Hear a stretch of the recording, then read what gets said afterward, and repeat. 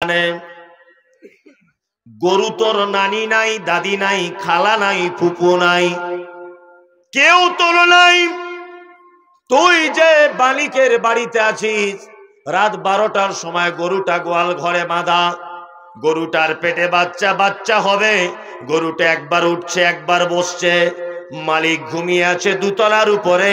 অক্লান্ত পরিশ্রমের পরে গরু নিজে নিজে বাচ্চা জন্ম দিল। বাচ্চা জন্ম দেওয়ার পরে বাচ্চাকে কানে কানে মা বলছে, হায় রে বেটা, তোর নানিও নাই, তোর দাদিও নাই, কেউ তোর নাই, তোর গায়ের লালাটা মোছাবে কেউ নাই। ওই জন্য গাভী নিজে জিভ দিয়ে চাটে, চাটে না, চাটে। ও দুঃখ করে বলে, তোর কেউ নাই রে, আজকে কেউ নাই। বাচ্চাটা আস্তে আস্তে বড় হলো। 2-10 মিনিট পর মাকে বলছে, মা, খুব কষ্ট করে তোমার জরায়ু থেকে বার হয়েছি, তো একটু গরম দুধ হলে ভালো হতো।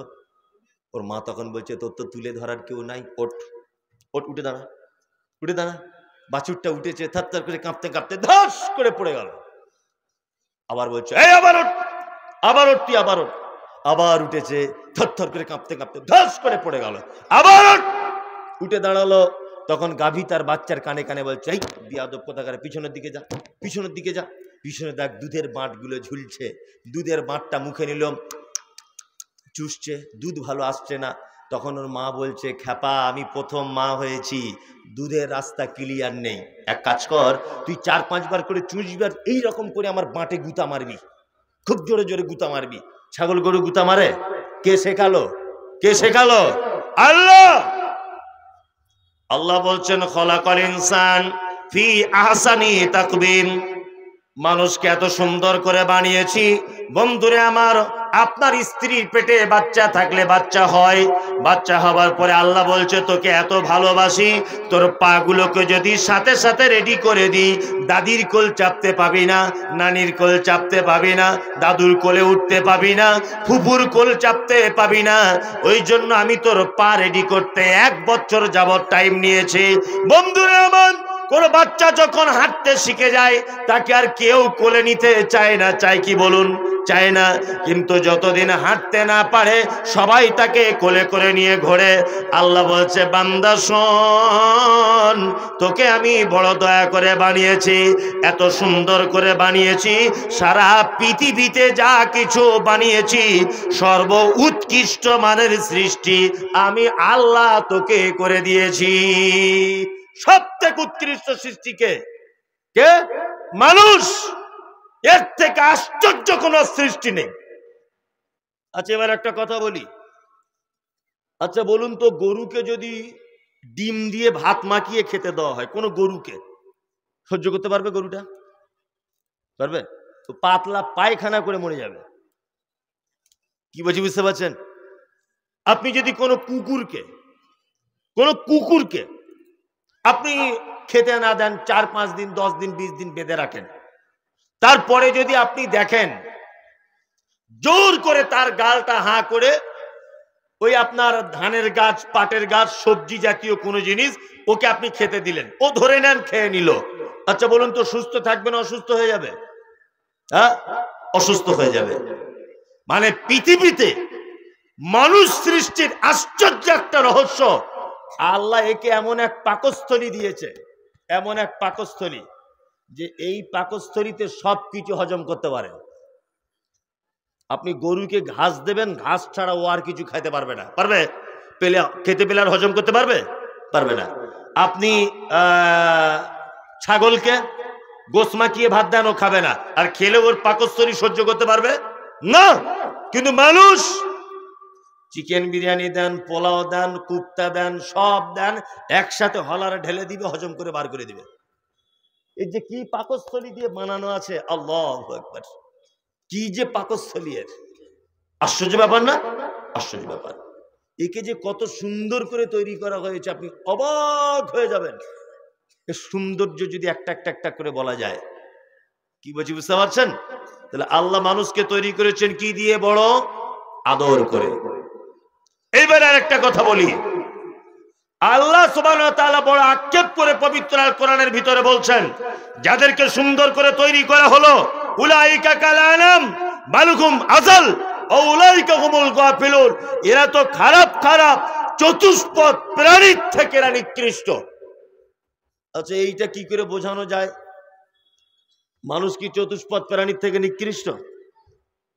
হয় কোনোদিন এটা? হয়? পৃথিবীর, এদিকে বেরুন, পৃথিবীর প্রতিটা প্রাণী তার রবের নির্দেশ অনুযায়ী চলে। কি বললাম বুঝলেন? প্রতিটা প্রাণী তার রবের নির্দেশ অনুযায়ী কি চলে, তাই না? রবের নির্দেশ মেনে চলে না শুধুমাত্র কে? মানুষ, তাই না? সুন্দরবনে দেখেছেন যে থানা আছে, একটা বাঘ আর একটা বাঘকে কামড়ে মেরে ফেলেছে, জীবনে শুনেছেন? আপনাদের এলাকায় কোনো গরু দেখেছেন যে একটা গরু আর একটা গরুকে গুলি করে মেরে দিয়েছে, পেটে পা দিয়ে? দেখেছেন? আপনার এলাকায় এটা দেখেছেন যে ইলেকশনের সময় ছোট ভাই বড় ভাইকে কুপিয়ে দিয়েছে? দেখতে পাওয়া যায়? হ্যাঁ, পায়। আচ্ছা, আপনি যদি একটা গরুকে বেঁধে রাখেন 1 মাস আর তারপরে যদি গোশ দিয়ে ভাত মেখে দেন, ও জীবনে খাবে? খাবে? খাবে না। আপনি যদি কোনো কুকুরকে 1 মাস বেঁধে রাখার পরে যদি ক্যাঁঠাল পাতা যদি ডাল ভেঙে দেন, ও জীবনে খাবে? খাবে না। রব ওকে খেতে নিষেধ করেছে। এই আমতলা মাদ্রাসায় জলসা হবে, গোস্তকে হাড্ডি ফেলবে, তুই ওইটা খাবি। আমতলা মাদ্রাসার কাঁঠাল গাছের পাতা খেতে পাবি না। ওটা উপর থেকে ওকে র্যাডারে কন্ট্রোল করছে কে? কে? আল্লাহ। এবার বলুন, সুদ, সুদ এটা জায়েজ না না জায়েজ? জায়েজ না জায়েজ? এটা আল্লাহ খেতে মানা করেছে না খেতে বলেছে? কোনটা মানা করেছে? এটা তো আমরা কেউ খাই না। মুর্শিদাবাদ, এটা এখানকার লোক তো সব ব্যাপারে থাকে না, খায় না তো, খায় না। আচ্ছা, মদ, মদ এটা হারাম না হালাল?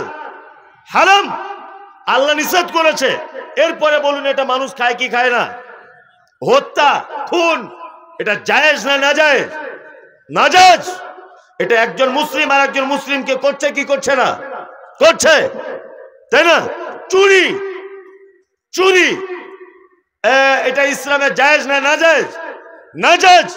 মুসলিম করছে কি করছে না? করছে। ওই জন্য আল্লাহ তাআলা বলেছেন, উলাইকা কাল আনাম বাল হুম আযাল আউলাইকা হুমুল গাফিলুন, এরা তো খারাপ খারাপ চতুষ্পদ প্রাণী, তার থেকে নিকৃষ্ট। কুকুর তার রবের নির্দেশ অনুযায়ী চলে, ছাগল তার রবের দেখানো রাস্তা দিয়ে চলে, গরু তার রবের দেখানো রাস্তা দিয়ে চলে। রবের দেখানো রাস্তা দিয়ে চলে না কারা? কারা? মানুষ। ওই জন্য আল্লাহ তাআলা আক্ষেপ করে বলেছেন, ইন্না শাররাদ দাওয়াবি ইনদাল্লাহ সুম্মুম বুকমুল্লাযিনা লা ইয়াকিলুন, পৃথিবীতে যত প্রাণী রয়েছে সব থেকে আমার কাছে অপমানজনক প্রাণী, সব থেকে আমার কাছে খারাপ প্রাণী ওই প্রাণী যাদের হৃদয় দিয়েছি বোঝার জন্য, যাদের আকেল দিয়েছি, যাদের চোখ দিয়েছি ভাবার জন্য, দেখার জন্য, তারপরেও যারা আমাকে মেনে নিতে পারলো না, এদের থেকে নিকৃষ্ট প্রাণী আমার কাছে আর কেউ নাই। বলুন তো এরা কারা? কারা? মানুষ। আল্লাহ, সত্যি আল্লাহ আমাদেরকে সুন্দর করেই বানিয়েছেন। আমাদের উপরে বড় করম, বড় দয়া, বড় মেহেরবান তিনি, তাই না? আমরা যেসব পাপ কাজগুলি করি, আমরা যেসব অন্যায় করি, আচ্ছা বলুন তো আমাদের বেঁচে থাকার অধিকার আছে বলে মনে হয়? আছে? নাই। দয়া করছেন কে? কে? আল্লাহ সুবহানাহু ওয়া তাআলা। আল্লাহ, আল্লাহ তাআলা বলছেন, লাকাদ খালাকনাল ইনসানা ফি আহসানি তাকবীম সুম্মা রাদাদনাহু আসফালা সাফিলিন। আবার সুন্দর করে বানানোর পরেও এমন একটি টাইম, এমন একটি সময় তোমার জীবনে আসছে যে তোমাকে আবার নিম্ন গতিতে ফেরত চলে আসছে। 16 বছরের যুবক আর কোনোদিন 16 বছর খুঁজে পাবে না, ও যখন 80 বছরে উপনীত হবে। 17 বছরের যুবক ও কোনোদিন আর 17 বছর দেখতে পাবে না, ও যখন 70 বছরে উপনীত হবে দেখতে পাবে? পাবে না। ইল্লাল্লাযীনা আমানু, আল্লাহ বলছেন জাহান্নাম তোমাদের কৃতকর্মের ফলে কিছু মানুষের জন্য আমি দেবো ইল্লাল্লাযিনা আমানু, কিন্তু যারা ঈমান এনেছে তাদের জন্য কোন রকমের জাহান্নাম কিছু থাকবে না। আমানু ওয়া আমিলুস সালিহা, আর ঈমান আনার সাথে সাথে যারা আমলে সালেহ যারা করেছে। এইখানে কয়েকটা কথা বলি। এক, আল্লাহ পবিত্র আল কোরআনে যত জায়গা আমলের কথা বলেছেন, যত জায়গায় ইল্লাল্লাযীনা আমানু ওয়া আমিলুস সালিহাত, যত জায়গা আল্লাহ তাআলা আমলের কথা বলেছেন, প্রতিটা জায়গাতে আমলের আগে বা আমলের পরে সালেহ শব্দ বা নেক এই শব্দ ব্যবহার করেছেন।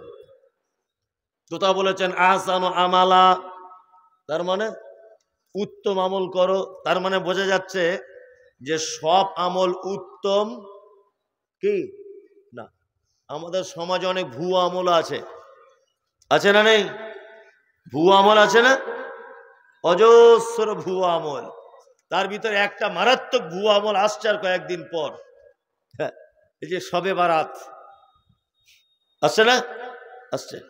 আপনাদের এই এলাকাতে তো সব হয় না, হয় না তো? হয় না। ভুয়া আমল, ইসলামের সঙ্গে কোনো সম্পর্ক নেই। মুহাম্মদ সাল্লাল্লাহু আলাইহি ওয়াসাল্লাম তিনি বলছেন আখিরুল কালাম লা ইলাহা ইল্লাল্লাহ ফাদাখালাল জান্নাহ। কোন মানুষের জীবনের শেষ বাক্যটা যদি লা ইলাহা ইল্লাল্লাহ যদি হয়, তাহলে তার থাকার জায়গা কোথায়? জান্নাত। এইটাকে ঘুরিয়ে দিয়ে একটা লোক মারা যাচ্ছে, 20 জন তার পাশে বসে কোরআন তেলাওয়াত করছে। ভুয়া আমল চলছে কি চলছে না? অবশ্যই আমল করার আগে আপনাকে দেখে নিতে হবে এই আমল আল্লাহর কোরআনের সঙ্গে এবং মুহাম্মদ সাল্লাল্লাহু আলাইহি ওয়াসাল্লামের জীবনের সঙ্গে মিল আছে কি না। যদি মিল না থাকে তাহলে এই আমল আপনার উত্তম হতে পারে না। আয়েশা রাদিয়াল্লাহু তাআলা আনহা তিনি বলেন, আল্লাহ নবী সাল্লাল্লাহু আলাইহি ওয়াসাল্লাম তিনি বলেছেন, মান আমিলা আমালান লাইসা আলাইহি আমরুনা ফাহুয়া রাদ্দুন। মানুষ যদি কোনো আমল করে, সেই আমল যদি আমার পক্ষ থেকে কোনো রায় যদি না থাকে, সে আমল কি বাতিল, সে আমল বাতিল। মানুষ যে কত আমল করে, আল্লাহু আকবার, কত আমল যে আমাদের বাতিল হয়ে যাচ্ছে। ওই জন্য আমি বলি আমল করার আগে অবশ্যই একবার দেখবেন যে এই আমলটা আল্লাহ নবী সাল্লাল্লাহু আলাইহি ওয়াসাল্লাম করেছিলেন কি না। আপনি বাজারে লাউ কিনতে গেলে পিছনে নখ ঢুকিয়ে দেখেন লাউটা কচি কিনা, দেখেন না? দেখেন। হ্যাঁ, বাজারে ঢেঁড়স কিনতে গেলে হাত দিয়ে তার আগাটা ভেঙে দেখেন, দেখেন না? দেখেন। 500 টাকার নোটকেও দিলে একবার দেখেন ঠিক আছে কিনা, দেখেন না? দেখেন। আপনি ভাত রান্না করার সময় টিপে দেখেন অরিজিনাল হয়েছে কিনা। সব ব্যাপারে আপনার জ্ঞান আছে, আসল না নকল দেখার। শুধু আমলের ব্যাপারে আপনার দেখার ক্ষমতা নাই। কি বলছি বুঝতে পারছেন? আর আমাদের আবার দেখার এখন সুযোগও নাই। আমি কোন এক জলসাতে বলেছি তাবিজ একদম শিরক, চলবে না। তাবিজ কি শিরক। তা আর একজন বক্তা কে বলে দিয়েছে যে তাবিজ দেওয়া যাবে, যদি কোরআনের আয়াত দিয়ে হয় তাহলে দেওয়া যাবে। তা আর একজন শিক্ষিত ছেলে তাকে জিজ্ঞাসা করছে যে মমতাজুল সাহেব বললেন শিরক, আমতলা হেড মাওলানা বললেন শিরক, আর আপনি বলছেন কোরআনের আয়াত দিয়ে হলে যাবে, এবার কেমন কথা? ও তখন বলছে তুমি কি করো? বলছে আমি কলেজের ছাত্র।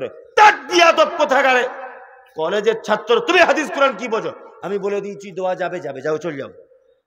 তার মানে এমন পরিবেশ তৈরি করেছে, সত্য মিথ্যা জিজ্ঞাসা করা বড় কি বিপদ। একটা লোক গরু চিনে না, বুঝলেন?